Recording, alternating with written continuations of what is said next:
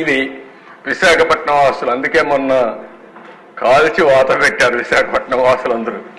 ఈరోజు మీరు ఇక్కడ చూస్తే గవర్నమెంట్ పాలిటెక్నిక్ కాలేజ్ 24 ఎకరాలు 359 కోట్లకు తాకట్టు పెట్టారు.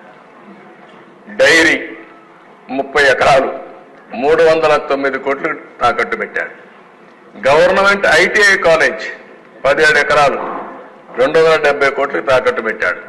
కడాన పోలీస్ క్వార్టర్స్ 9 ఎకరాలు 215 కోట్లు తాకట్టు పెట్టాడు. Training production centre of disabled welfare పాపం వాళ్ళు కూడా వేశాడు. 19 ఎకరాలు 157 కోట్లు పెట్టాడు.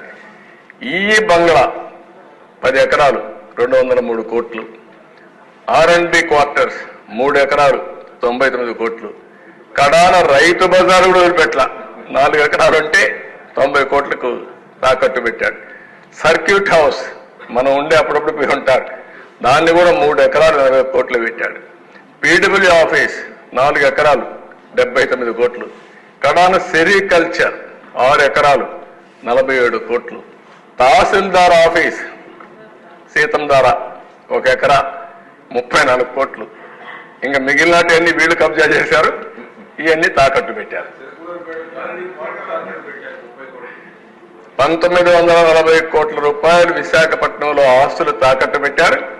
ఒక 40,000 కోట్ల ఆస్తుల్ని కబ్జా చేశారు. ఈ రెండు అదే క్యాపిటల్. సుందర అందమైన పేరు. నెక్స్ట్